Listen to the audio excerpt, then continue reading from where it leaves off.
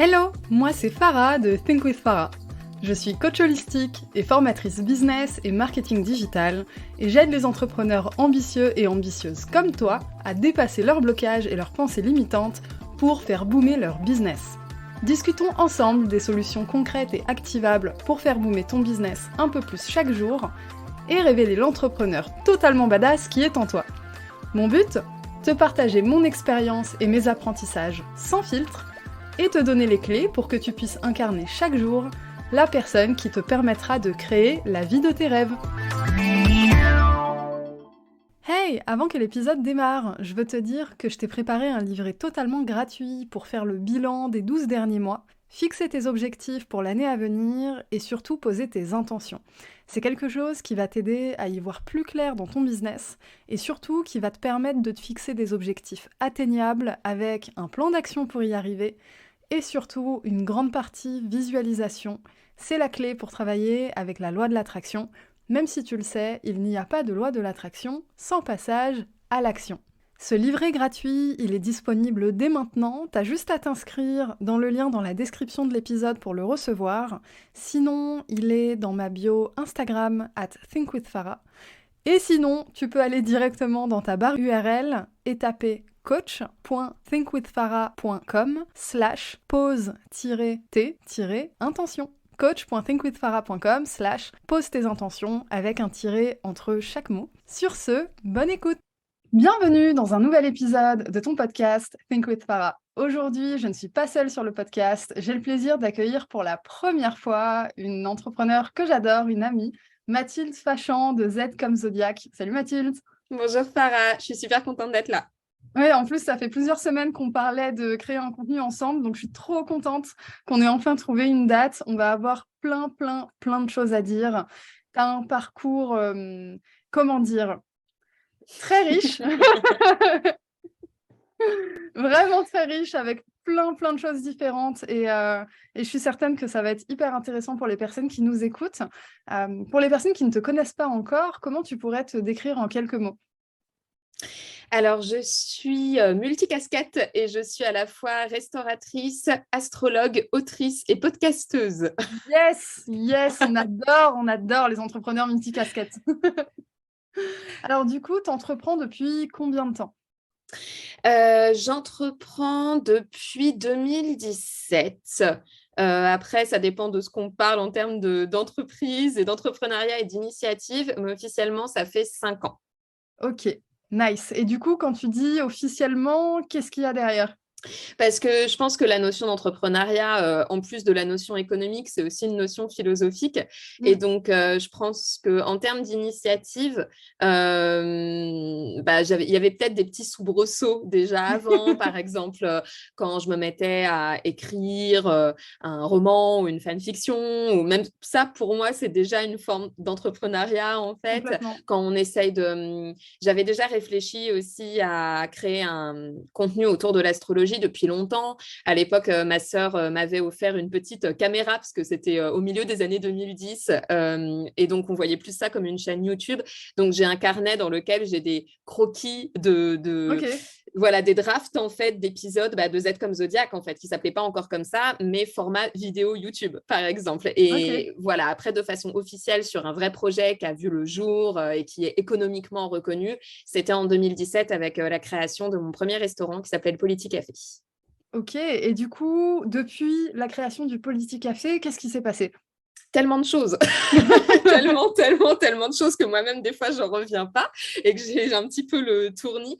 Donc en fait, pour essayer de la faire court, j'ai donc créé le Politique Café en 2017. J'ai récupéré les clés vraiment du lieu à l'été 2017 et il y a eu beaucoup de travaux déjà et de petits ralentissements. Donc j'ai ouvert en 2018 et on aura sûrement l'occasion d'en reparler plus en détail, mais en fait le restaurant ne fonctionnait pas et ça a été une période très difficile dans ma vie, de grande précarité et il y a eu aussi plein de retournements psychologiques qui n'étaient pas très agréables.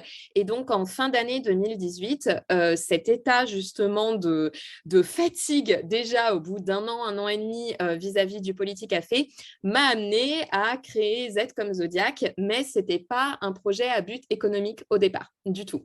C'était vraiment le projet récréatif, ce podcast. C'était, je me crée une bulle où je m'amuse et où j'écris pour le fun et où si ça amuse une seule autre personne que moi, j'ai tout gagné.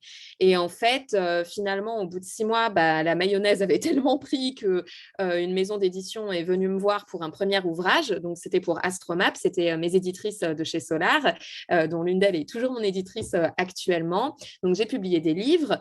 Je me suis mise à rédiger des piges, par exemple pour vanityfair.fr.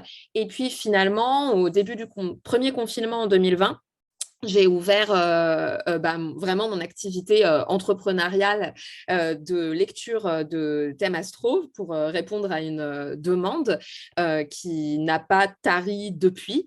J'ai aussi créé d'autres podcasts sur l'astrologie et au final, la pause du confinement m'a permis de reprendre le projet du Politicafé avec lequel j'étais un peu coincée d'un point de vue économique et juridique avec cette espèce de restaurant qui me ressemblait plus du tout de toute façon. Et j'ai proposé à Héloïse Méhard de venir me rejoindre pour le transformer en café contre sort.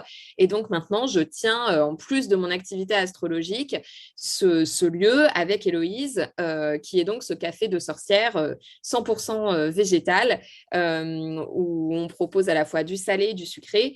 Et même cette activité-là a fait des petits, puisqu'on a publié un livre qui s'appelle Kitchen Witch. On a été démarché par des maisons d'édition et on a aussi créé un podcast qui s'appelle Kitchen Witch. Voilà, donc ça fait beaucoup de choses. J'en ai conscience. J'ai un peu l'impression de déballer une trousse et de sortir tous les crayons. À la Mary Poppins, tu sais. Ouais, c'est ça, c'est un peu chaotique. Et en fait, j'essaye de prendre les décisions les plus pertinentes au fur et à mesure de mon avancée, mais moi-même, je suis complètement dépassée. C'est un truc que je dis souvent aux personnes qui me disent « mais tu as l'air de super bien gérer, tu fais plein de projets à la fois, il y a plein de choses qui aboutissent, la reine de l'organisation, tu dois sûrement bien gérer. » Et moi, je dis tout le temps, mais j'ai l'impression de conduire une voiture alors que j'ai pas le permis et que je sais pas où sont les freins. En fait, c'est vraiment cette impression-là en permanence. Ok, mais c'est hyper intéressant comme retour parce qu'effectivement, quand tu décris entre guillemets ton CV, on se dit en mode oh, waouh, tu vois. Eh bien, pas du tout. Ouais, c'est ça. La réalité derrière l'entrepreneuriat, c'est souvent pas le truc doré qu'on met en avant. Et je voulais te faire venir aujourd'hui parce que on avait pas mal parlé du coup en off des backstage de l'entrepreneuriat. Et en fait, c'est ce qui a donné la création de mon podcast ici. Je l'avais créé début 2020 après un deuxième burn-out. Parce que je ne voyais que des gens montrer les facettes dorées de l'entrepreneuriat. Et vu que moi, c'est pas ce que je vivais à l'époque, je me disais, mais il y a un truc qui va pas, on va travailler plus dur et puis on va faire plus de choses. Et puis voilà. Et en fait, non, c'est pas tout à fait ça qu'il faut faire. Et c'est surtout pas forcément facile comme on veut le montrer. Donc, si tu devais parler un peu des backstage de ta vie entrepreneuriale, comment tu la décrirais et surtout comment elle a évolué depuis que tu as mis les pieds dedans parce que tu as quelques années de bouteille maintenant. Comment ça a évolué tout ça, ton approche de l'entrepreneuriat?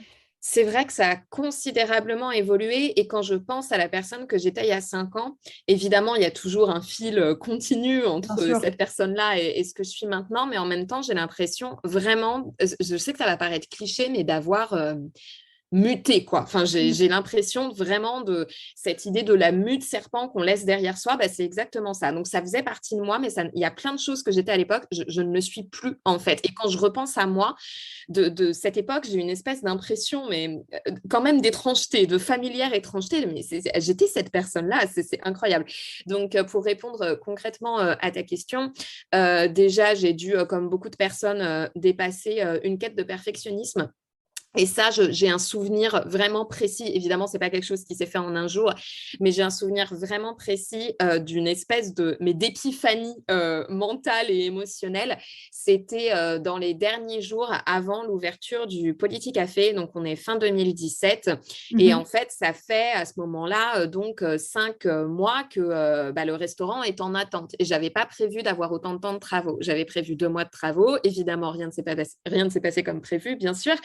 Et donc, je me retrouve 5 mois après être déjà épuisée, en fait. J'avais même pas lancé mon resto et j'étais déjà crevée parce qu'il avait fallu... Moi, je viens d'une famille, en plus, il n'y a pas d'entrepreneur dans mon cercle proche. Donc, j'ai tout fait toute seule. Je me suis lancée dans la création de restaurants. J'avais 0 personne autour de moi pour me conseiller. J'avais eu... Bon, j'étais allée voir des organismes et tout, mais tout ça pour dire que c'était complètement téméraire et c'était un petit peu trop audacieux peut-être, mais en même temps c'était quelque chose que je voulais faire et j'étais là, je vais pas m'interdire de le faire parce que j'ai peur en fait, donc j'y suis allée quand même. Et donc je me suis retrouvée, j'avais jamais fait de travaux non plus, je suis pas propriétaire ni rien du tout, et pendant 5 mois il y a eu des gros travaux à faire. Et donc, pour la première fois de ma vie, je me suis retrouvée à gérer un chantier, mais vraiment littéralement, de travaux, avec à la fois l'entrepreneur, on va dire un peu généraliste, qui était là pour créer littéralement des murs, un sol, un plafond, un réseau électrique dans une cave qui n'était que poussière et pierre brute. Voilà, plus l'électricien spécialisé, plus un plombier, parce que voilà, le gars était généraliste, mais il y avait des choses sur lesquelles il ne pouvait pas tout faire, plus les gars qui devaient installer l'espace bar mixologie, plus les gars qui m'installaient la tireuse et qui, eux, dépendaient du fournisseur boisson. Moi, j'ai cru que j'allais m'arracher les cheveux. C'était quelque chose que je n'avais jamais fait. J'ai tout découvert vraiment sur le tas. En plus, tout le monde me parlait mal parce que j'étais une jeune femme de moins de 30 ans. Donc, qui débarque en plus, c'est ça, etc. la restauration Donc, en plus. ah ouais, c'est hyper viriliste et ouais, très, très paternaliste. Donc, c'était vraiment horrible. Donc, et voilà. Et donc, j'ai pensé que ça allait durer 2 mois. C'est au bout de 5, mais après avoir vraiment m'être épuisée en appel, en machin, en comment à faire les recommandés du genre, mais j'ai signé votre devis, maintenant, il faut vraiment intervenir, ça suffit. Et donc, je me retrouve à visser un meuble fin décembre, un meuble professionnel que j'avais acheté chez Métro. Qui est une espèce de meuble en bas dans le labo de pâtisserie, quoi. Et vraiment, c'est pas un meuble Ikea. C'est un énorme meuble pro. Je suis en train de m'énerver avec la visseuse. J'y arrive pas. Il faudrait beaucoup plus de force. C'est de l'inox et tout. Et en fait, à un moment, donc voilà, tout est bien, mais il y a une vis qui me résiste. Ça fait 5 heures que je suis sur ce truc. Et il y a vraiment une phrase qui me revient, et c'est une phrase que dans n'importe quel autre contexte, j'aurais trouvé cliché, mais c'est le « fait vaut mieux que parfait ». Et en fait, ça m'a vraiment la claque, parce que je pense que j'étais tellement perfectionniste et je voulais tellement bien faire, et j'ai un peu le syndrome de l'ancienne bonne élève. Voilà, ça m'a... Donc déjà, et ça, c'est quelque chose que j'essaye vraiment, que j'ai quand même vraiment intégré maintenant. Ça ne veut pas dire que je ne suis pas consciencieuse ou quoi, que je n'essaie pas de faire de mon mieux, voilà, mais je suis en mode déjà c'est fait. Voilà, si je peux le cocher de ma liste, c'est pas exactement comme ce que je voulais, mais c'est pas grave, on s'en fiche, et en plus la plupart des gens n'y verront que du feu. Donc ça, je pense que c'est le truc le plus important qui a été pour moi, qui a été présent pour moi comme type d'obstacle.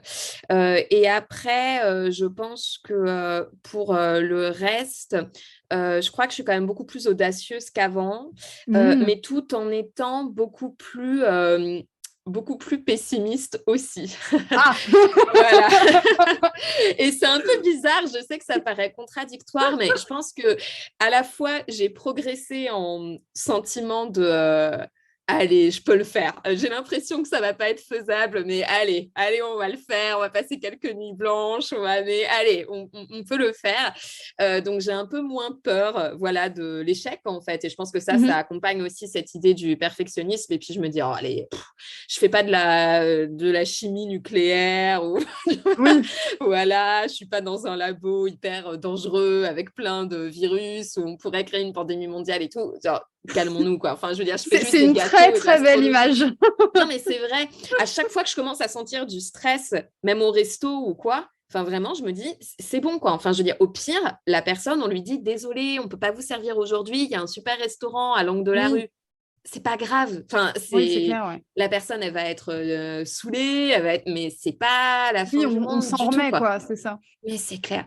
Donc, il y a ça. Et en même temps, je suis beaucoup plus pessimiste. Et ça, c'est quelque chose que je partage avec Héloïse, du coup, qui est mon associée et qui a aussi un parcours d'entrepreneuriat hyper intéressant, où en fait, toutes les deux, on a quand même subi beaucoup de revers et d'échecs et de précarité. Et toutes les deux, on paye encore les conséquences de nos actions. On va dire. On n'a rien fait de mal, mais on paye les conséquences d'échecs aussi économiques qu'on a Bien pu sûr. avoir. Et donc, en fait, on est à ce côté qui est à la fois très lucide, mais qui des fois peut tourner un peu au pessimisme, en fait, mais parce qu'on l'a vécu, en fait. Oui, Et on le voit quand il y a des gens qui viennent un peu nous raconter leur château en Espagne. Même encore cet été, ça nous est arrivé. On est parti manger avec une copine qui disait ah, une super copine qui est naturopathe et qui est très douée dans ce qu'elle fait. Et puis elle disait, ah, mais je me demandais peut-être faire un camion itinérant où voilà, des gens viendraient me voir dans les marchés, puis on se poserait pendant une demi-heure et on ferait une consulte, et puis je leur fais boire une tisane adaptée à... mhm. Et en fait, avec Héloïse, direct, on était dans le OK. Alors, les autorisations juridiques pour bouger ton Oui, camion. Est-ce que tu es sûr que ce serait rentable?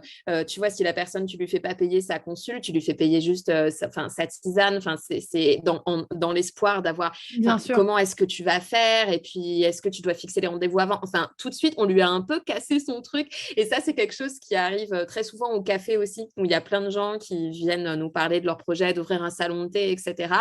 Et c'est vrai qu'on est un peu rentre dedans. C'est pas du tout pour les dissuader complètement, Mhm. mais c'est parce que nous, on a l'impression qu'on nous a pas assez expliqué les risques qu'on allait prendre, justement. Complètement, complètement. Mais c'est hyper important parce que, mine de rien, un business, c'est pas un hobby. Non, du tout, du C'est tout. tu crées un business, tu gères un business, clairement pour faire de l'argent, pour aussi plein d'autres raisons, on est d'accord, les différentes raisons changent selon, les volontés de tout un chacun, mais il y a pas de business si tu ne fais pas d'argent. Donc à un moment, il te faut un modèle économique, et ça, c'est des conversations qui ont tendance à, froisser un peu, tu sais, quand, Exactement. tu débarques pour la première fois, tu as des rêves et cetera et tu te dis, ça va être, super, facile, idyllique et cetera. Alors le mot facile, ça peut être facile. Il y a des business qui le permettent, certainement des secteurs d'activité plus que d'autres, on est d'accord, des modèles d'affaires aussi. Donc le facile, c'est pas toujours facile, mais ça peut l'être. Mhm. Par contre, idyllique, je dirais pas forcément ça, tu vois? Mm. Il y a des enjeux, des responsabilités et oui, ça peut très bien se passer, mais à la condition de X, Y, Z. Ouais. Et en fait, c'est cette espèce de truc, on dirait les petites lignes du contrat qu'on lit jamais, tu sais? Oui, puis il y a des choses qu'on ne contrôle pas aussi. Et ça, c'est Aussi, aussi quelque exactement. chose alors, sur lequel je suis encore en train de travailler, en fait. C'est Mmh, de moins m'en vouloir, en fait, quand il y a des choses qui ne marchent pas. complètement. Moi, de façon très concrète, hein, je veux dire, j'avais un resto, il y a le Covid qui est arrivé. Mmh, Bon, bah, en fait, ça a été très, très compliqué. Et pourtant, j'ai pas à rougir de la façon dont je m'en suis sortie. J'ai même pas fait de prêt d'honneur auprès de l'État. mmh. Donc, la banque m'a félicité. On a parlé avec ma banquière cet été. Elle était, mais c'est super! Vous faites partie des rares restaurants qui n'ont pas de prêt à l'État. J'étais là, bah ouais, j'ai galéré, mais je ne l'ai pas fait. Et en fait, je m'en remercie encore parce que je sais que ça Mmh, va me simplifier plein de choses dans les années à venir. Mais je veux dire, au bout d'un moment, le Covid qui te ralentit, bah ouais, ça fait 2 ans et demi qu'on a galéré, enfin, on a un peu, entre guillemets, perdu 2 ans et demi aussi. Bon, après, c'est bien aussi sûr. le Covid qui m'a permis d'arrêter le Politicafé et de me dire, OK, là, j'ai pas le choix. Enfin, voilà, je Mmh, suis à l'arrêt, donc est-ce que je pourrais pas en profiter pour donner un coup de décor différent à ce lieu et complètement changer le concept? Donc, c'est toujours pareil, hein, les choses ne sont pas toujours toutes bonnes ou mauvaises. Mais bon, bah voilà, typiquement le Covid qui fait que ça m'a rajouté 2 ans de précarité, le temps que mmh. tout ça passe, les restrictions sanitaires, le pass sanitaire, les jauges comment on appelait ça, là, les jauges de population, là, le nombre de personnes que tu Ah pouvais oui, accueillir, etc. Bah ouais, bah moi, ça m'a mis 2 ans enfin, de plomb dans l'aile, en fait. Et mmh, puis, Et puis, en même temps, c'est difficile de ne pas se dire: «Mais est-ce qu'il y a pas quand même un truc que je pourrais faire, qui augmenterait mon chiffre d'affaires considérablement? Est-ce que je loupe pas quelque chose? Est-ce Mmh. que je suis pas, justement, peut-être trop dans une croyance limitante qui fait que je galère?» Et en même temps, il y a des obstacles qui sont réels, quoi. C'est ça, exactement. Exactement. Dans la restauration, moi, j'ai un exemple très proche de moi, c'est mon grand frère. Parce que Mmh. du coup, il est restaurateur, dans le centre de Paris et donc lui, c'est une pizzeria. Mmh mh. Alors c'est, de la cuisine du monde sur pizza. On est sur un délire, totalement à part et en fait, il a tenu la période, covid. Alors il a dû faire un prêt d'honneur, Mmh. à l'État, mais par contre, il a réussi à passer la période covid, non pas grâce aux pizzas, mais grâce au vin. Trop bien. Parce que, le «hasard» entre guillemets fait que c'est un passionné de vin. Il Mmh. s'y connaît très, très bien et en fait, tous les jours, tu as pas forcément envie de manger une pizza, mais tu as potentiellement envie de boire du vin. Mmh. Donc il a Bon, à transformé consommer son, avec modération, hein, pour le exactement. Mais du coup, il avait transformé son resto en espèce cave de, un peu, ouais, ouais. c'est ça, exactement, Mmh. tu avais des bouteilles partout. Il avait fait un méga stock, il vendait ça, quasiment à prix caviste et il a Mmh. réussi à tenir comme ça parce que sinon il a une clientèle internationale et tout que là, d'un coup, il n'avait plus Bien et sûr. et je trouve ça fou parce qu'en fait, ça montre à quel point l'entrepreneuriat, c'est vraiment, aller chercher dans tes retranchements, Ouais. c'est, ta créativité, ton ingéniosité parce que des obstacles, tu vas t'en prendre dans la tronche, en veux-tu, en voilà. Mmh, La mmh, question mmh. c'est, t tu fais quoi de ces obstacles, en fait? Mmh, mmh, mmh. C'est ça, c'est du surf. Comment tu prends la vague? Exactement. Sauf que ta planche, elle est en, merde, truc flottant et Ouais, tu sais pas faire de surf c'est ça, et il y a un exactement. trou dedans. Ouais, ouais, ouais. Non, non, mais c'est sûr que, c'est pas de tout repos, du tout et puis, non et puis il y a des quand je disais, voilà, il y a des choses très concrètes. Enfin, moi, les gens, ils hallucinent quand je dis, ça fait 5 ans que je suis pas imposable, ça fait 5 ans que j'ai pas de Mmh mh. fiche de salaire, mais attends, tu peux pas vendre ton resto? Bah, j'essaye. Ouais, Ça fait des années que j'essaye, enfin, au début, je pouvais pas parce que c'était pas possible en termes de bilan comptable et cetera. Enfin, bien voilà, sûr. sinon et après, les gens étaient: «Ah mais quand même, enfin, voilà, on est quand même plus à l'époque où on emprisonne les gens quand on n'a pas remboursé ses dettes, donc bah, ouais, peut-être, mais ça fait 10 ans d'interdit bancaire derrière et en C'est plus, ce ça. sera marqué dans les dossiers».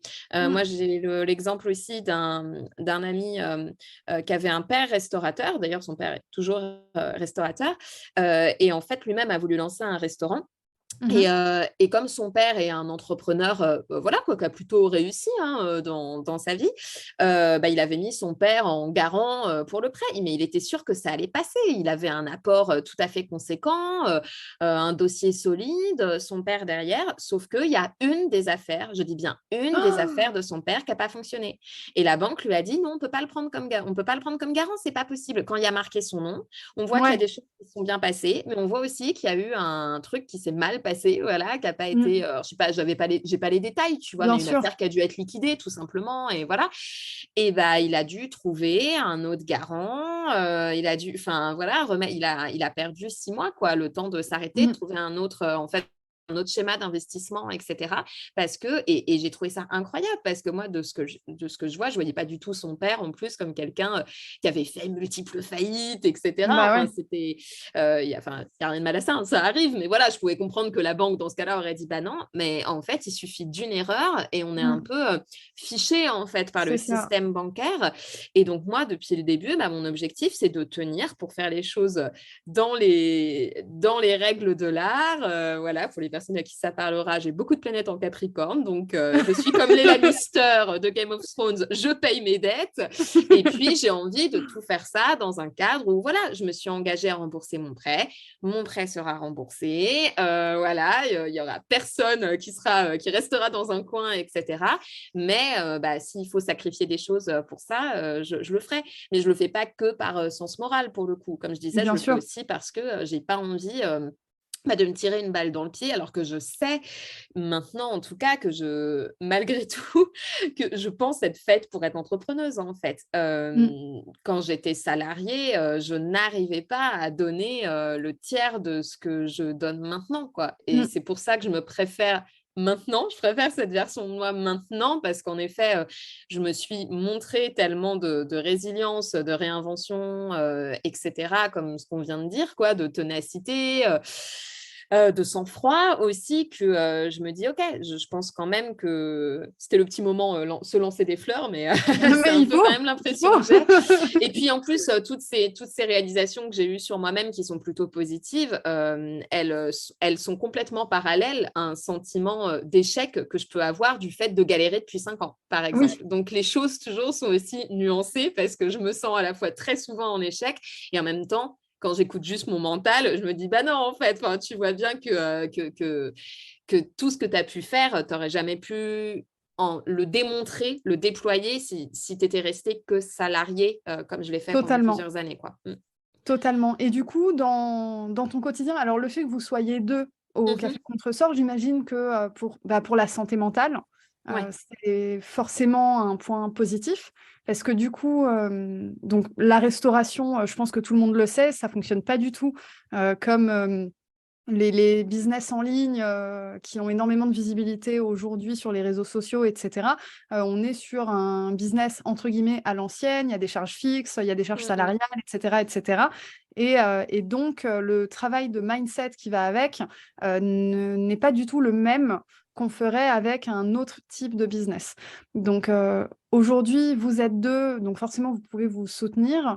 Hem Est-ce que toi ou ensemble, vous avez un système de «soutien» entre guillemets? Tu disais tout à l'heure que tu avais pas d'entrepreneur dans ton Mmh. cercle proche.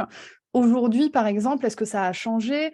Comment vous arrivez à du coup, vous nourrir, émotionnellement au niveau de votre santé mentale et aussi finalement travailler un peu votre vision?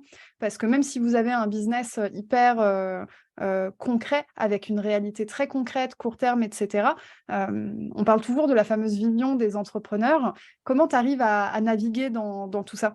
Mmh. Super intéressant, en tout cas, comme réflexion à avoir parce que, c'est vrai qu'on s'est trouvé avec Héloïse, mais en fait, il ne s'agit pas seulement que du fait d'être à 2, il s'agit vraiment du fait qu'il faut que ce soit un match avec vachement d'alchimie et Ouais. c'est notre cas et ça a été d'ailleurs une surprise incroyable parce qu'on ne pensait pas que ce serait à ce point, à quel point on a matché et à quel point enfin, je parle pour moi, mais je suis quasiment sûre, voilà, que c'est réciproque, mais on est aussi devenues vraiment une des personnes les plus importantes dans la vie de l'autre, au-delà du fait qu'on bosse ensemble, d'un point de vue Mmh.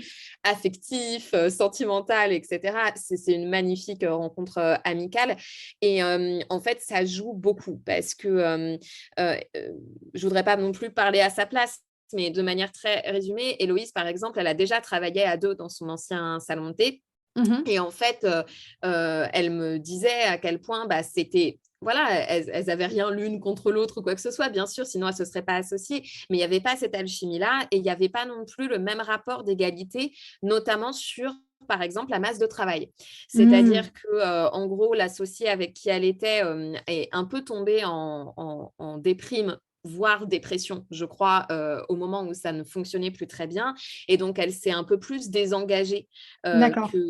qu'Héloïse rapidement du projet, en tout cas dans le sens où des fois elle était là, je peux plus venir en fait. Enfin voilà, je peux plus OK. venir ou voilà, où je suis trop fatiguée, je peux plus. Ce que je comprends entièrement, mais donc déjà il y avait, enfin ça crée forcément des tensions, des dissensions, et à ce moment-là, même être deux, ça va limite être enfin, un fardeau en fait, Bien parce qu'il sûr. faut prendre des décisions, on n'est pas raccord, etc. Et c'est vrai que nous, bah, là aussi où ça a tout de suite, matché, c'est qu'on s'est bien rendu compte qu'on avait des forces de travail similaires et encore une fois, c'est le petit moment, on se lance des fleurs, mais toutes les 2, on a une masse de travail, une capacité de travail qui est gigantesque.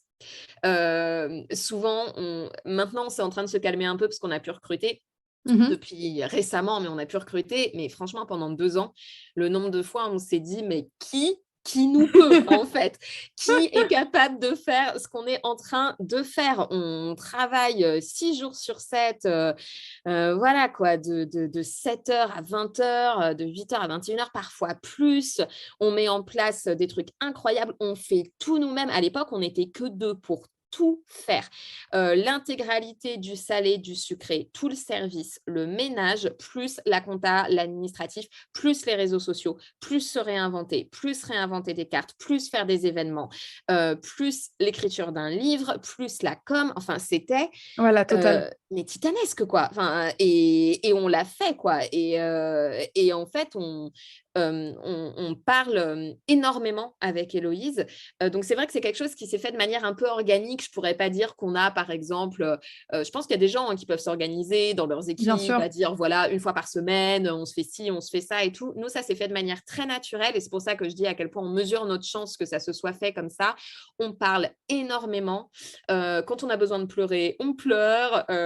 Quand on... Voilà. Et c'est vrai qu'on s'est un peu, comme on a quand même toutes les deux cette forte ténacité, il n'y a pas eu trop de moments pendant les 2 ans où l'une a dit à l'autre, en fait, je ne peux pas, par exemple, Oui, là, venir, j'en peux plus. Parce qu'on était dans un truc de, allez, on est ensemble sur le Titanic et on y va, voilà, on reste ensemble. Vraiment, ça, on fait souvent la petite comparaison Jack et Rose, quoi. C'est si tu sautes, je saute. On est sur le radeau, mais moi, je ne te pousserai pas du radeau, promis. Tu resteras sur le radeau avec moi. Mais c'est vrai que même maintenant, on se le permet un peu plus quand des fois, on est là, est-ce que je peux prendre telle journée où là, je suis bien vraiment sûr. trop épuisée, etc. Mais en fait, c'est même l'autre qui, on se pousse même mutuellement. On est, oui, va te reposer ou voilà, là, ça suffit, là, tu prends tes affaires, tu t'en vas. Enfin, Ouais. on a vraiment ce truc-là. Mais c'est vrai que je pense que c'est hyper, hyper important et on a aussi eu la chance de jamais vraiment se disputer. Les rares Mhm. fois où le ton a un peu commencé à monter, parce que ça arrive en fait, on essaye d'être le plus honnête l'une avec l'autre, mais c'est capital. Et je pense qu'il y a assez peu de gens qui arrivent à le faire. C'est-à-dire à un moment de se dire, écoute, voilà, je vais te dire juste ce que je ressens. Mhm. Et si ça se trouve, ça n'a rien à voir avec toi, ou même, genre, je comprends que ça se trouve, enfin, c'est pas du tout, même des fois, je sais que c'est pas ce que tu essayes de faire, mais voilà comment je le ressens. Bien sûr. Là, voilà, là, j'ai l'impression que, enfin, j'en sais rien, des trucs même des trucs bêtes, hein, mais d'une impression par exemple, d'être évincé ou je sais Mhm. pas, ou voilà, ou se dire, ah bah là, j'ai été un peu vexée par ceci ou par cela. Encore une fois, ça arrive quasiment jamais, mais les quelques fois où ça a pu arriver, en fait, on se le dit et c'est vrai que d'avoir ce lien de confiance, euh, enfin, je crois que c'est primordial, quoi. Je crois que c'est vraiment, vraiment primordial. Et donc, ouais, c'est un peu, on parle tous les jours, quasiment. Mhm. De toute façon, on finit par le ressentir, ça nous manque quand on passe pas de temps à parler. Ça peut être aussi des fois, surtout après, genre les samedis soirs, de rester 1 heure et demie à la fin d'un service à boire un coup et fumer des clopes, voilà, en refaisant le monde. Bien sûr. Et pour parler de tout ce qu'on a fait, c'est beaucoup rire aussi, c'est vraiment se soutenir.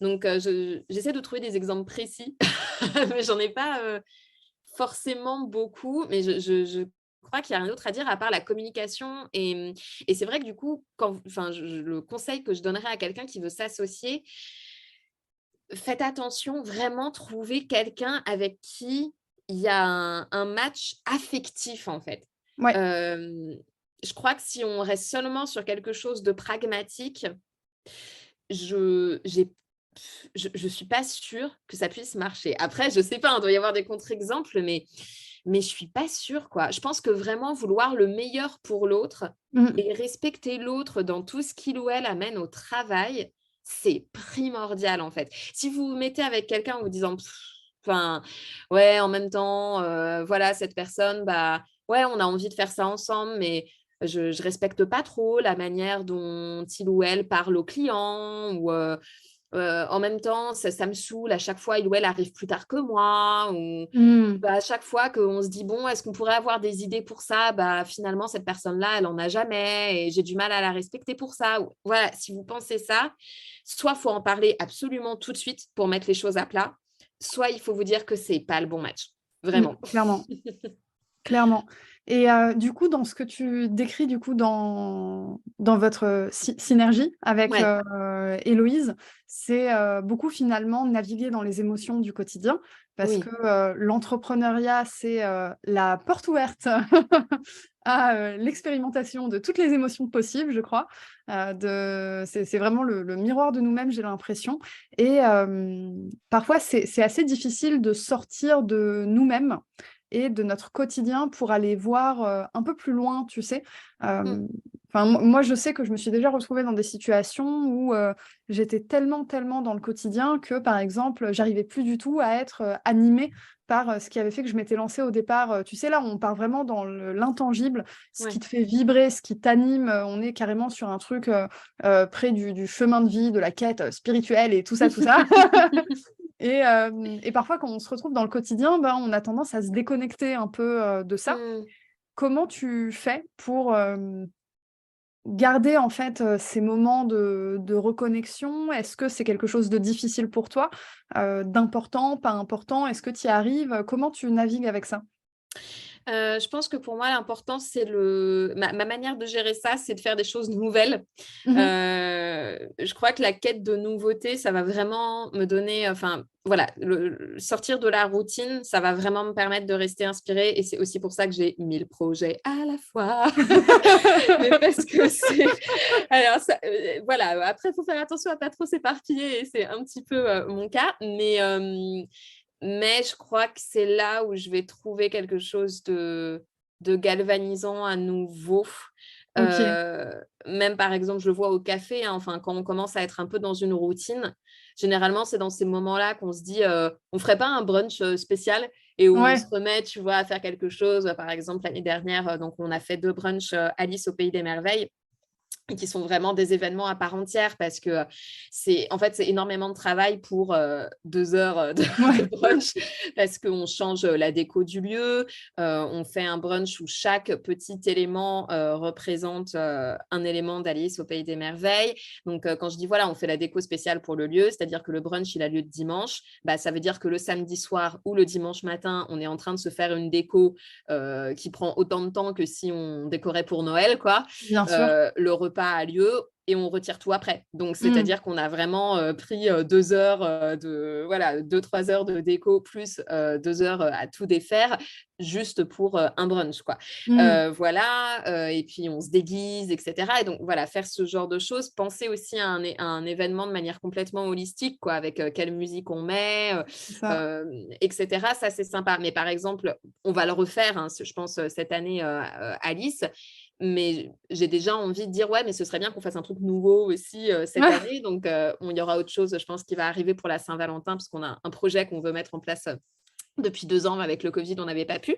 Et ça va vraiment apporter, ouais, le vent de fraîcheur, quoi, tout simplement. Mais ça peut être aussi, je pense que bientôt, si on reste dans ce local-là, j'aimerais bien refaire, un coup de peinture, par exemple. Donc c'est du Mmh. travail, mais je trouve que ça permet vraiment de réfléchir à ça. Et Héloïse, qui est vraiment la directrice artistique, parce que ça, c'est un peu, en effet, la façon dont on fonctionne, elle est plus celle sur le côté, la vision inspiratrice. Mmh. Pour les personnes qui aiment bien, elle est Verseau. Ah! Voilà. Et moi, je suis plus dans la partie logistique, c'est-à-dire, OK, génial, comment on fait? Et où je trouve les solutions. Je suis là, alors concrètement, ça veut dire qu'on va avoir besoin de tant de temps, on va avoir besoin de tel genre d'objet, on va avoir besoin de penser à ça en termes d'organisation.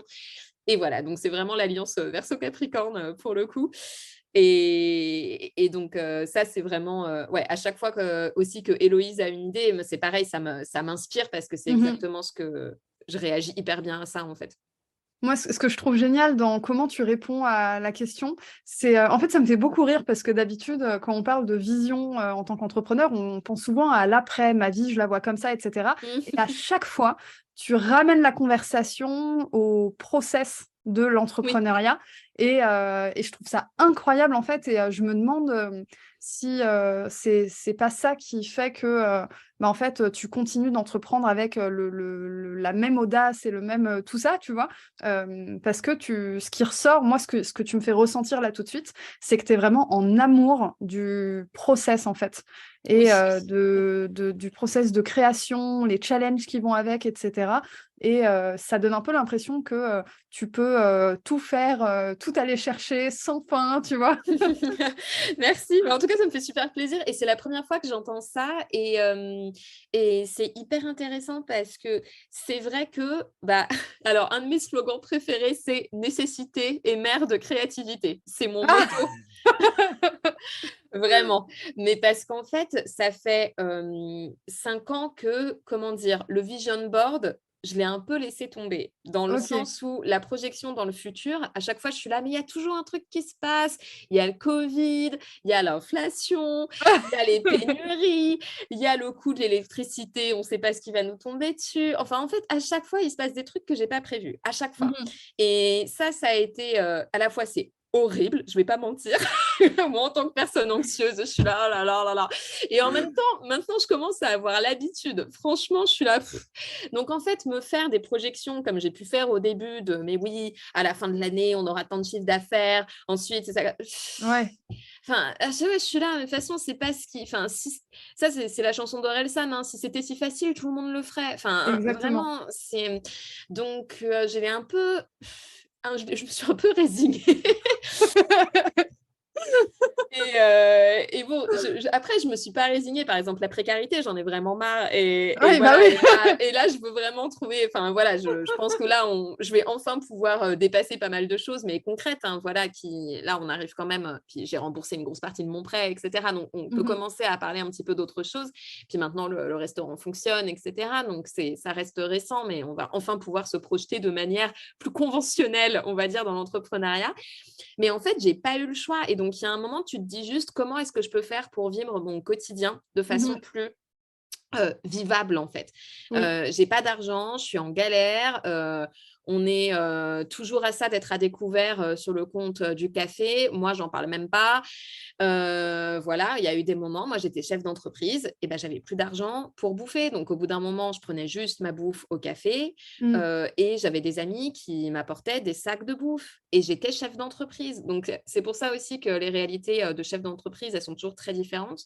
Bien Et en sûr. fait, quand tu es confronté à ça, tu te dis comment je peux faire pour que ce soit plus vivable. Et c'est pour ça que quand on me dit que la spiritualité, c'est un truc de riche, par exemple, je suis là, bah, c'est un peu oublier que la spiritualité, c'est ce qui reste aux personnes qui n'ont rien.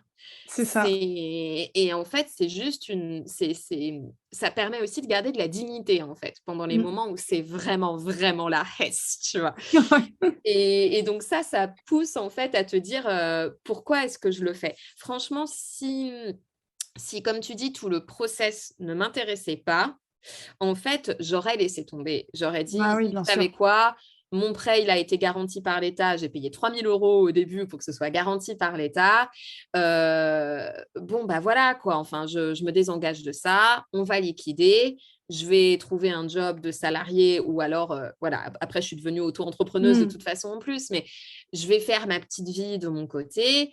J'ai la chance d'avoir des parents chez qui je peux être hébergée si jamais c'est vraiment trop la galère.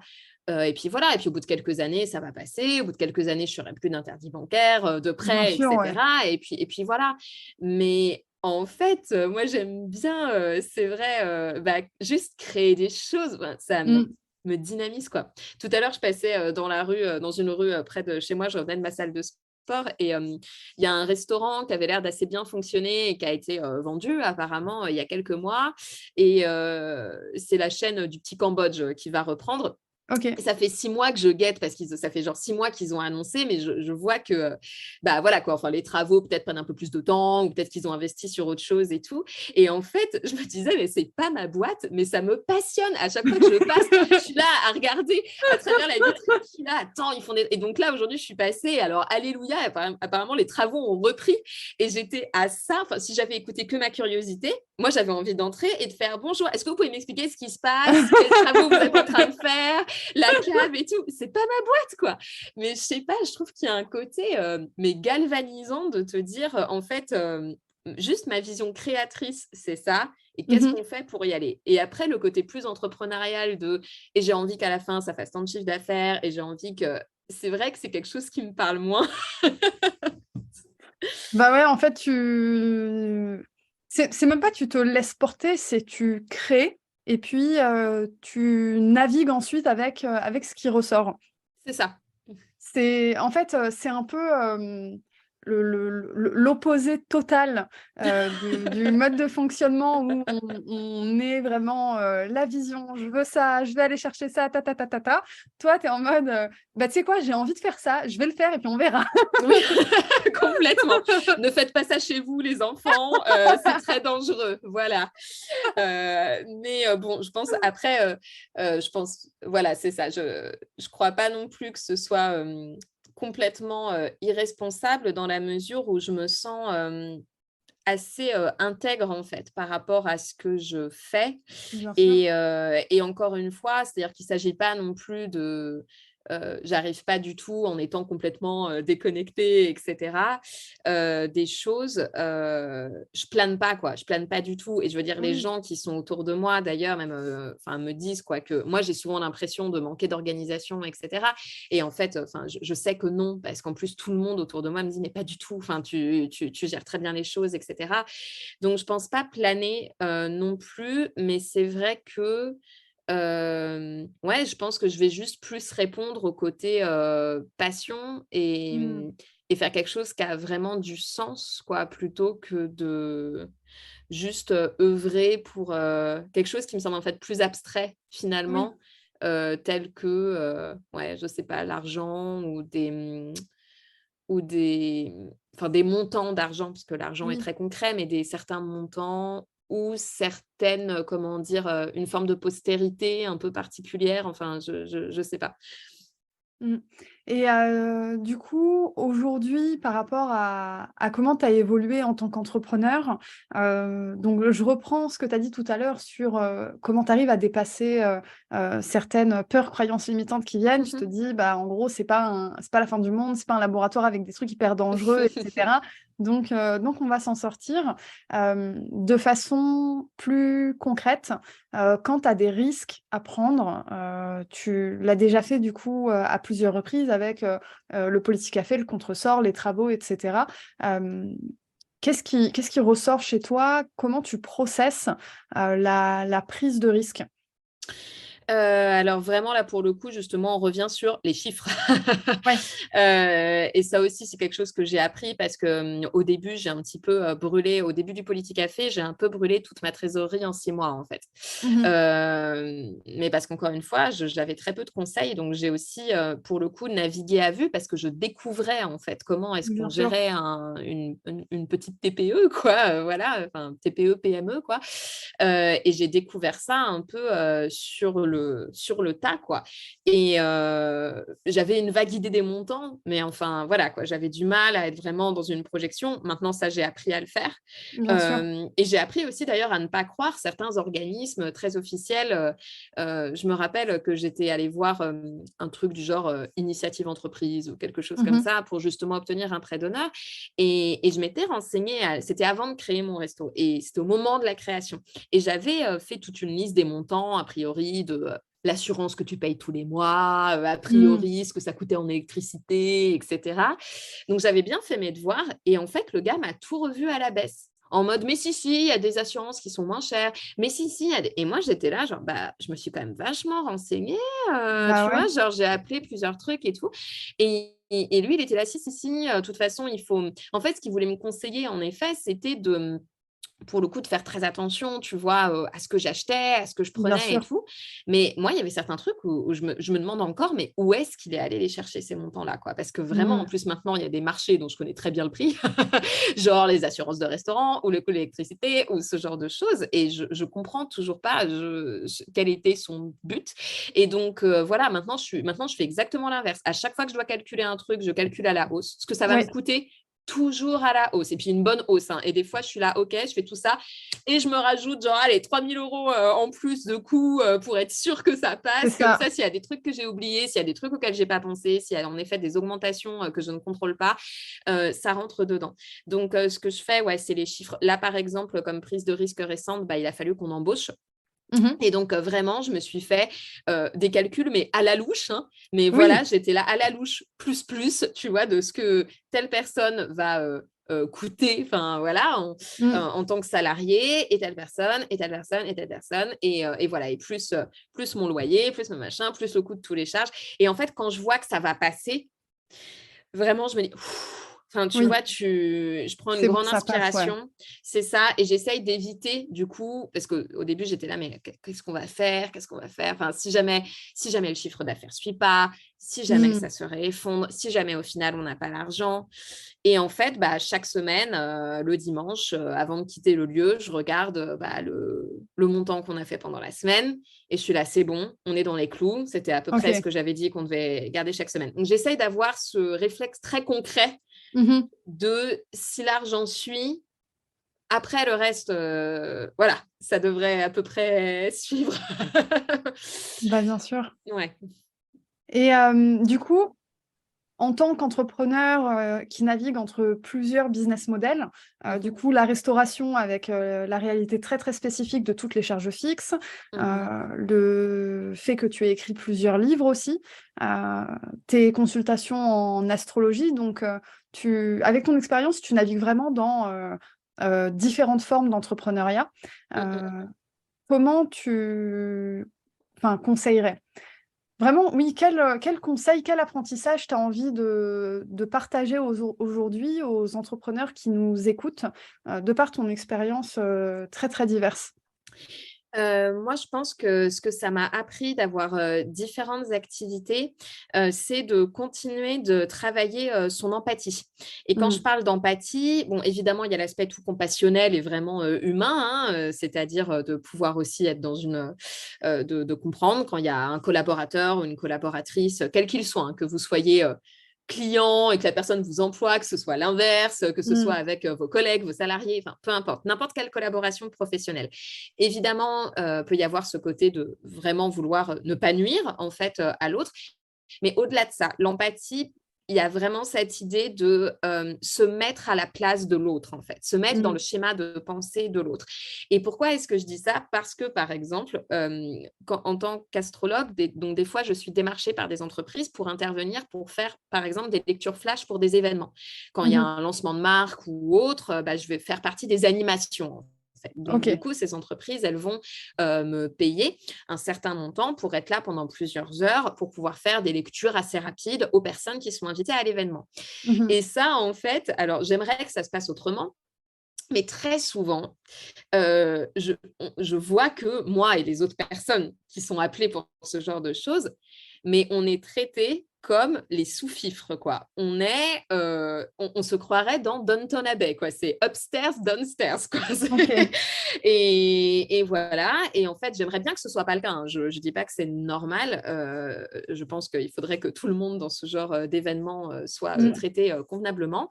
Mais le fait est que même le côté qu'on peut avoir qui est un peu grisant, hein, des fois, moi sur mon compte Instagram, bah, de recevoir des messages de personnes qui sont là, «Ah, je te suis depuis des années, je t'adore, voilà, enfin, il y a des micro-phénomènes de micro-célébrités en fait sur Mmh. Instagram. Donc c'est vraiment micro, micro, micro, hein, on ne va pas non plus se dire n'importe quoi. Mais des fois, enfin, il y a des gens qui viennent au café, même qui nous regardent avec Héloïse et qui sont là, je vous adore, j'ai écouté tous vos podcasts et tout. Et c'est trop mignon, c'est trop, trop, trop mignon. Et à chaque fois, je trouve ça hyper surprenant parce que, bah, évidemment, moi, je suis là, non, mais on n'est pas du tout connus, tu vois, c'est pas ça. Mais pour certaines personnes, on représente quelque chose Mmh. qui nous dépasse un petit peu. Et où vraiment, ouais, voilà, c'est aussi grisant, c'est narcissisant, c'est tout ce que vous voulez.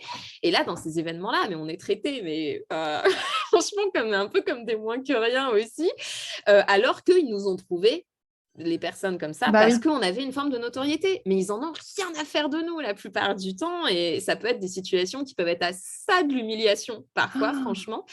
Bon, évidemment, il y a différents degrés, hein. Il y a aussi des Bien boîtes sûr, avec ouais. qui ça se passe bien, mais il y a quand même beaucoup de boîtes avec qui, ouais, on est ramené un peu à ça.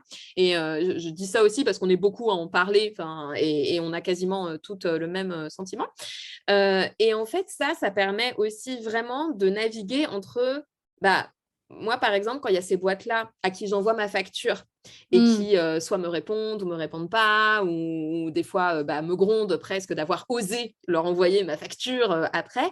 Mais moi, en fait, en tant que restauratrice, moi, je suis de l'autre côté. Moi aussi, Ah en oui. fait, je paye des gens. Moi aussi, on m'envoie des factures et si jamais j'en oublie une, ce qui peut en effet arriver parce que surtout en restauration, bah, il y a énormément Il y en a d'achats plein, en bien fait. sûr, Donc ouais. voilà.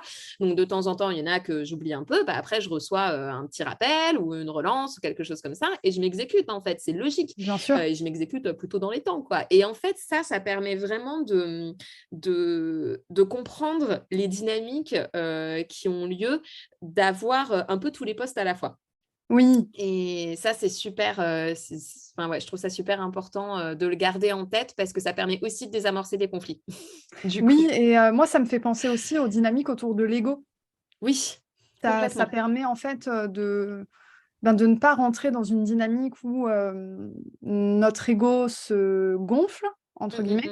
mmh. Ce qui peut arriver, effectivement, quand par exemple on est un peu seul à entreprendre, on n'a pas forcément de personnes pour, nous cadrer autour, si on a la personnalité qui «le veut» entre guillemets, on peut laisser son ego se gonfler et en fait quand tu es à différentes places du modèle entrepreneurial, ça te permet de mieux comprendre les réalités de tout un chacun et du coup Mmh. d'avoir exactement le même niveau de respect pour tout le monde, Exactement. incluant toi-même aussi.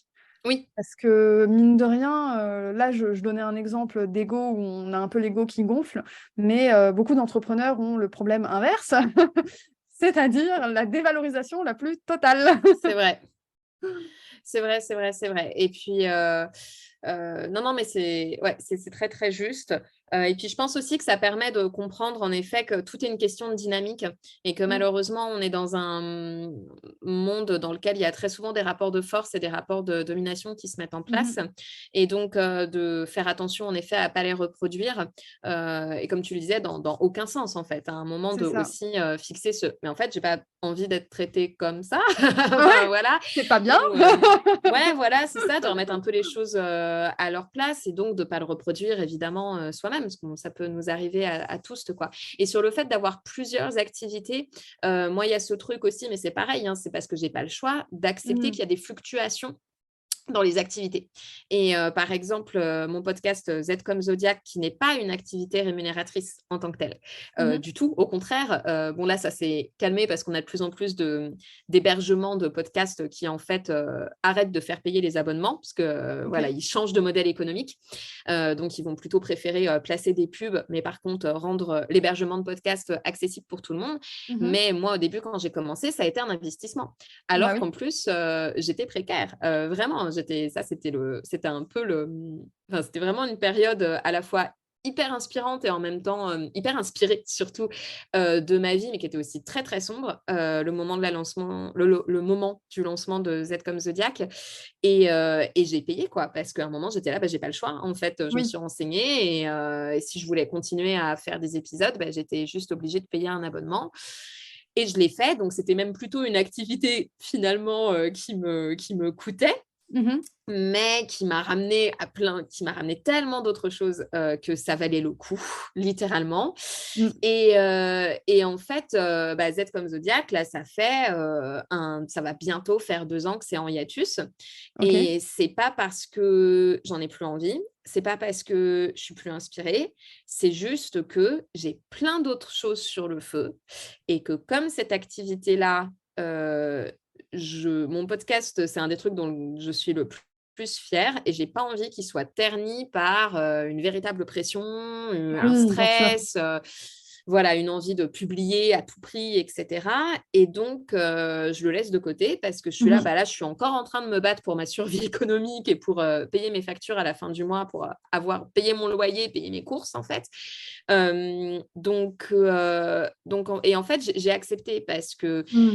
voilà, j'ai eu beaucoup de frustration à un moment, j'étais là: «Mais c'est pas possible quoi, je vais jamais réussir à continuer ce truc quoi» et ça m'embête parce que j'aime ce projet et tout, mais en fait, bah, je me lâche la grappe quoi. Maintenant, je suis là: C'est «Franchement, je fais ça. ce que je peux et tant pis» et c'est pareil pour les activités de rédaction de livres.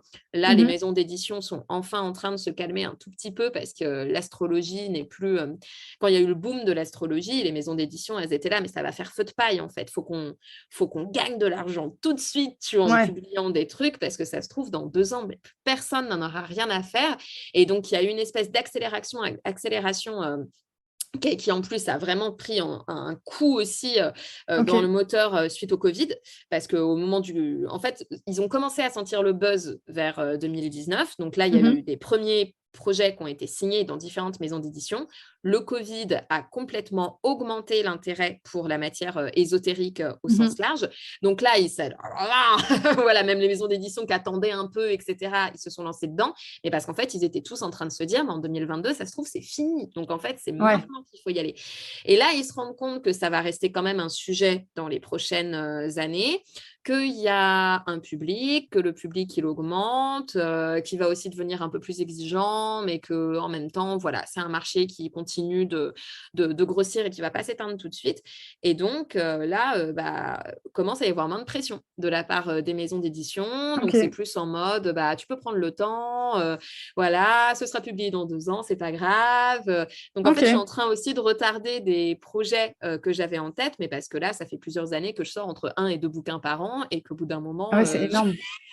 j'ai pas que ça à faire non plus, quoi, c'est pas possible. C'est clair.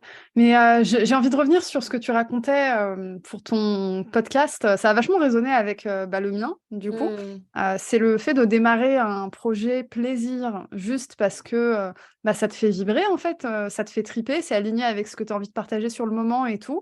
T'as pas forcément de projet économique derrière, mais il y a des opportunités qui viennent que tu arrives à saisir. Et finalement, l'entrepreneuriat, c'est aussi beaucoup ça, je trouve. oui. C'est pas toujours un projet hyper, carré, organisé dès le début avec, un business plan et cetera. Parfois, tu démarres juste avec quelque chose qui te plaît et puis, tu te rends compte que ça plaît aux autres et tu te rends compte qu'il y a une demande et puis que tu peux répondre à cette demande et Mm, mm, cetera mm, mm, mm. et on en revient, en fait, au fait de kiffer le process, finalement. Mm. Et je trouve ça hyper, hyper, important, intéressant et moi, j'ai aussi envie de dire un petit conseil aux gens qui nous écoutent, c'est, s'il y a quelque chose qui vous fait, vibrer, que vous avez envie de faire, même si vous avez pas de plan business derrière, c'est pas grave, en fait, faites-le. Au mieux, admettons, vous aurez effectivement un business, viable derrière et au mieux aussi, deuxième scénario, vous aurez juste fait quelque chose qui vous a fait triper, quoi. Complètement, complètement. Mmh. Donc, ouais, je crois qu'on a fait le tour. On a abordé plein, plein de sujets autour de l'entrepreneuriat. Est-ce Ouais. qu'il y a quelque chose que tu as envie de partager pour terminer, cette discussion entre nous? Je pense que pour boucler un peu la boucle, on en avait déjà parlé en off aussi, mais c'est vrai que je peux être des fois assez critique vis-à-vis de certains contenus Oui. sur l'entrepreneuriat, Mmh. que justement, et en fait, enfin, je le relie à tout ce dont on a parlé dans la mesure où, tu vois, je te disais tout à l'heure, nécessité est mère de créativité, où tu me parlais du fait que j'étais moins dans la vision à long terme, dans ce que j'exprimais, que de revenir à ce qu'on vivait maintenant. Mmh Et mh. tu vois, je pensais au fait que, par exemple, il y a eu plusieurs moments où quand Héloïse et moi, on était juste toutes les deux à travailler au contresort, on a essayé de mettre en place des choses justement pour notre santé mentale, de bon, tel jour, tu restes jusqu'à 14h30 et après, je peux faire tout le service tout seul Mmh. l'après-midi. On a essayé de le mettre en place, mais c'était impossible. C'était Bah, oui. juste impossible. Donc, en fait, et voilà, et on est, oui, c'est vrai, comme ça, très bien, tel jour, je pourrais aller au sport, ou tel Ouais. jour, je pourrais m'occuper de mes filles sans problème, tel jour, je pourrais faire de la harpe et tout. Mais laisse tomber. Enfin, en fait, c'était impossible. On était là, en Mmh. fait, là, on n'a plus de gâteau. Enfin, tu vois, il y a trop de monde qui Ouais, vient. En même temps, il y a quand même pas assez de monde pour pouvoir embaucher. Enfin, donc, en fait, ça nous a forcé. Tu bien sais, à un sûr. moment, ta couleur, tu l'avales, en fait. Tu, Bah, tu oui. vois, ta couleuvre, pardon. Je dis couleur, j'aime bien, couleuvre. Tu l'avales, enfin, tu sais, voilà. Et en fait, on pourrait se dire, mais c'est insupportable. Enfin, tu vois, le premier réflexe, c'est de se dire, mais c'est horrible, en fait. J'aurais jamais mon après-midi, en fait. Mmh. Voilà, à chaque fois. Et allez, c'est parti. Et je recommence à bosser. J'étais censée partir à 14h et je suis encore là jusqu'à 19h à faire des gâteaux, à les cuire, à machin, à faire un petit peu de ménage derrière. Et en fait, tu as soit le choix de le prendre comme ça, mais du coup, au bout de 2 mois, tu es C'est complètement cuit, ouais. surmenée. Mmh. Voilà. Et donc, en fait, c'est pour ça qu'on est un peu obligé d'être dans l'instant présent. Mhm. et de travailler ça parce qu'il y a des moments où on n'a pas le choix. Et en fait, je le relie au fait qu'il y a des contenus des fois sur l'entrepreneuriat où évidemment, quand j'arrive à prendre du recul, je me dis, mais c'est juste que ça dépend de la situation. Ça Bien peut être sûr. un bon conseil. Dans certaines situations, ça le fait. Dans d'autres, ça le fait pas. Mais par exemple, un truc qui m'énerve parfois, mais où je comprends vraiment que ça peut Oui, être intelligent, mais voilà. Mais bah, d'ailleurs, je crois que récemment, tu as fait un post qui était un peu sur ce thème-là. Mais non, mais et ça m'a pas. C'est juste qu'en fait, moi, je suis pas forcément, ou j'ai pas forcément été dans cette situation. C'est sur ce côté, il faut investir, tu vois, pour pouvoir faire décoller un business. Et je sais que c'est vrai, en fait, mais parce que moi-même, je l'ai fait. On a passé le truc du café contre-sort. Bah, mhm. je veux dire, j'ai investi. Je suis allée à Leroy Merlin et j'ai acheté 2 pots de peinture. Et Bah, bien voilà, bah, sûr. c'est de l'investissement, tu vois. Ah oui, On bah oui. était en mode, bah voilà, on achète des verres et tout. Donc, je comprends. Et en fait, c'est un bon conseil. Mais le moment où tu es à découvert et où ta boîte est à découvert, Ouais, t'as je pas l'ai envie d'entendre ces conseils. c'est moi, je te dis, c'est le côté pragmatique. Je suis là, comment, en fait, quelqu'un veut bien Oui. me donner 500 balles? Enfin, je suis ouverte, tu vois. Et même à ça, on pourrait dire, bah, dans certaines situations, ça peut être en mode, bah ouais, tu peux faire un pot commun. Enfin, tu vois, on peut, je veux dire, Oui. voilà, je dis pas que c'est pas un mauvais conseil tout le temps, etc. Mais en fait, c'est que bah, j'aimerais aussi dire aux personnes qui ont pu se trouver dans des situations comme ça, vraiment d'impasse et vraiment Mm. d'échec par rapport à ce type de conseils, de contenus, entrepreneuriat, etc., que vraiment, vous n'êtes pas seul, en fait. C'est-à-dire que, voilà, moi, je peux vraiment dire, je suis entrepreneuse depuis 5 ans. Franchement, j'en ai bavé. J'ai été dans des situations, vous ne voulez pas être dans ces situations. Personne ne veut être dans ces situations. Je suis toujours là. Les choses sont en train de s'améliorer petit à petit. Je ne désespère pas d'avoir mon happy end. Et en effet, je peux vous dire que je pense être légitime en tant qu'entrepreneuse, mais Mm. que, ouais, il y a des contenus, des fois, qui m'ont gonflé. Il y a des contenus, et ça Normal. m'a aussi gonflé parce que je me suis dit, et donc quoi, je suis pas une bonne entrepreneuse, je suis pas faite pour ça, c'est ça le problème. Et comment Mm. je fais concrètement? C'est bien les mantras inspirationnels, mais là, concrètement, quelqu'un a de l'argent, quelqu'un peut m'aider, quelqu'un a un bon plan travaux, quelqu'un. Et donc, voilà, je trouve que ça, par contre, je le trouve pas assez. C'est-à-dire que je trouve Mhm. plein de posts qui te disent, t'es entrepreneur, voilà un conseil pour toi. Mais j'entends pas assez ce discours lié au fait que des fois, il y a des impossibilités. C'est ça. C'est ça. Voilà. Bah, moi, c'est un truc que j'aborde, alors plus du côté croyances limitantes. Oui, tout à fait, oui. Avec mes clients et mes clientes, je parle beaucoup de la notion de point de départ et de comparaison entre Mm, mm, mm. entrepreneurs, plus entre entrepreneurs que ce que tu décris là, mais c'est l'idée en fait que toute comparaison n'est pas raison et que certes, tu peux te comparer avec, admettons, d'autres personnes parce qu'on a toujours besoin en fait d'un point de repère pour avancer, mais tu ne connais pas le point de départ de cette personne-là. Peut-être que vous faites le même métier, mais que cette personne, elle a démarré, elle avait 20 Mm, 000 euros mm, de mm. côté, des proches qui pouvaient l'aider, elle était hébergée chez ses parents, etc., etc. Et toi, tu as un enfant à charge, tu viens d'être au chômage, t'as pas d'argent de côté, etc., etc. Mm, Donc, mm, mm. la notion de point de départ, j'aime bien employer le terme point de départ plutôt que impossibilité, parce que, Oui. à mes yeux, ça montre que bah, c'est juste ton point de départ et que aucune situation n'est un point d'arrêt, tu sais. Euh, Mm, bah voilà, tu pars avec ça. Ben, tu pars avec une problématique. Là, tout de suite, tu as besoin de faire ça, t'as pas d'argent, ou tu as besoin de te faire connaître, mais t'as pas le réseau et tu sais pas comment en mm, créer un.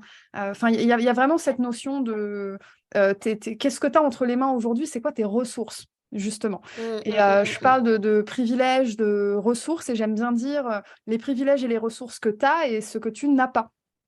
Et ça met en perspective le fait que, bah, en fait, on a toutes et tous des problématiques différentes et des ressources différentes, sans compter les privilèges en plus, mais je rentre ça un peu dans la case ressources, et de se concentrer sur ton chemin de vie à toi. Et je pense que pour tous les entrepreneurs qui nous écoutent, le moment où je pense on commence à ressentir ce genre de rejet de l'information en ligne, etc., c'est qu'on a une situation qui est tellement particulière Oui, qu'il n'y a que nous-mêmes qui puissions en fait trouver la solution. Tu sais, je pense qu'il y a quelques moments tout comme à ça fait. dans la vie, bah déjà dans la vie tout court, et aussi en tant qu'entrepreneur, Où finalement, en fait, ton point de départ, c'est ton point de départ et il y a que toi qui peut trouver une «solution» entre guillemets, je sais pas si c'est le terme, mais ouais, j'aime bien cette notion de point de départ, parce que oh, ça montre aussi qu'en fait, c'est juste un début. Je trouve ça hyper pertinent ce que tu dis et c'est pour ça que évidemment c'était une boutade parce qu'on en avait déjà parlé sur le mais j'ai vu un post en plus l'autre jour de hey il faut que tu investisses sur toi et en fait tu vois justement j'ai assez de recul moi je l'ai pas mal pris quand j'ai vu ce post Ah parce bah que oui, en bien fait sûr. je connais ton travail je sais que ton approche elle est politisée je sais qu'elle est et je sais que ce mot est galvaudé mais c'est vrai bienveillante c'est-à-dire que c'est ce que tu viens de dire aussi et c'est pas du bullshit en fait c'est de se dire ok plutôt que d'être dans une espèce de constat d'échec là je peux pas, là je peux pas, de dire en Mmh. fait c'est quoi tes données de départ et on va essayer de trouver la particularité. Bah moi c'est une approche que j'aime beaucoup et sans jugement parce que c'est pas en mode ah bah ouais mon coco t'es bien dans la mouise, bah, comment tu t'es Ouais! mis là, enfin voilà j'entends bien tout ça, je sais et c'est pour ça que j'aime beaucoup ton approche que tu es très au courant en fait des oppressions systémiques en fait Mmh. aussi qui font que en effet comme tu dis tout le monde ne part pas du même endroit. Et c'est vrai que c'est plus, j'inciterais vraiment les gens, en effet, à peut-être des fois se faire accompagner.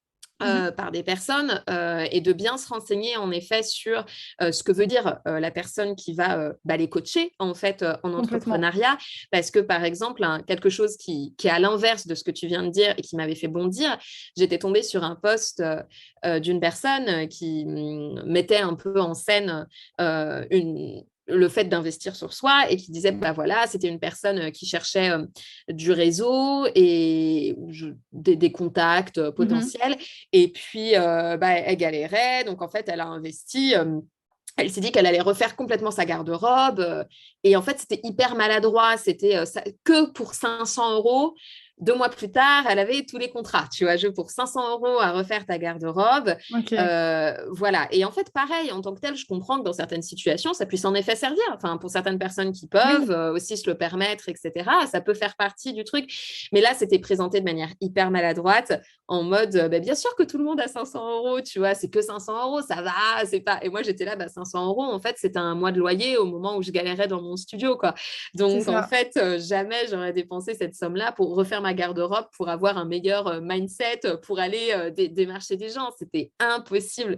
Et donc, je pense qu'il faut vraiment faire attention, en effet, à ce genre de discours-là, ne pas s'arrêter Complètement. à un truc de rejet, mais aussi faire bien attention à ce que veut dire la personne derrière et pour aller chercher les conseils qui sont vraiment pertinents pour nous, quoi.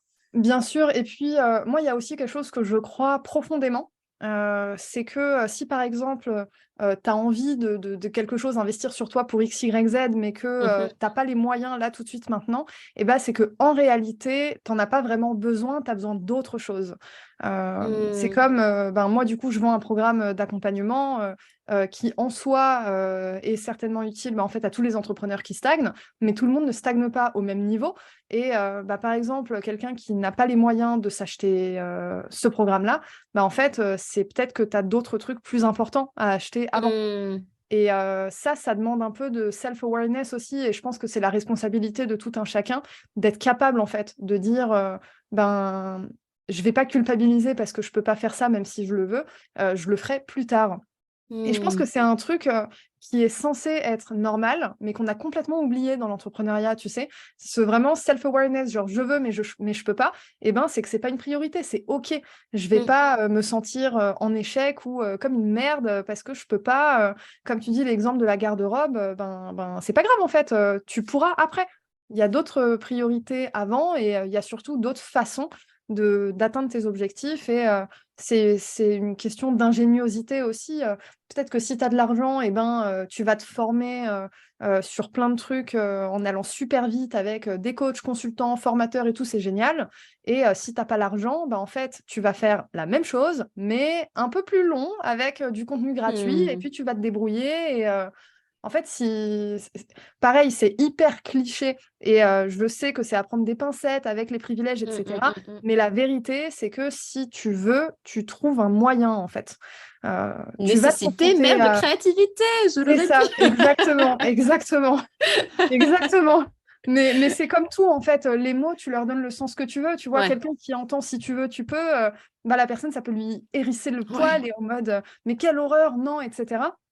Et je pense que c'est vraiment juste une question d'approche et que c'est OK de créer ta propre approche des mots, des actions, des modes de pensée. Et c'est notre vie, en fait. Il n'y a que nous-mêmes pour créer notre propre vie. On est responsable. Et voilà. Tout à fait, absolument. Allez, mic drop, c'est bon. Ça y est, ça y est, vous êtes pep talké là, ça y est. Du coup, pour terminer, où est-ce qu'on peut te retrouver, Mathilde ? Vous pouvez donc me retrouver au Café Contresort du mercredi au dimanche, mais vérifiez les horaires. Voilà, parce qu'il peut y avoir des changements d'horaire au moment où vous écoutez cet épisode. Donc, le Café Contresort au 11 rue des Portes Blanches dans le 18e. Vous pouvez à Paris. À Paris, pardon. En plus, je déteste ça, j'ai envie de quitter Paris. Je ne suis pas du tout en mode viva Paris, un truc de vraie parisienne. Et je viens de faire un truc genre, dans le 18e arrondissement. Bah, où ça, en fait j'ai pas besoin de préciser que c'est à Paris. Paris est le centre du monde. Enfin, voyons.